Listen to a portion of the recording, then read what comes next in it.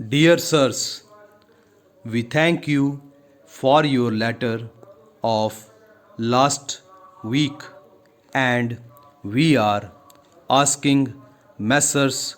Cromwell and Warbeck of Wentworth to look into the matter forthwith. Stop.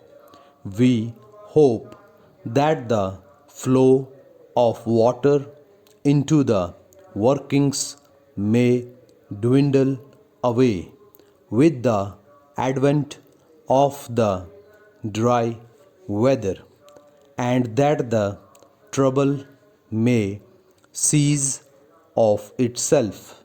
Stop. In any case, you may rely upon us to do all that we can to stop the nuisance in question. Stop. We have already told our engineer, Mr.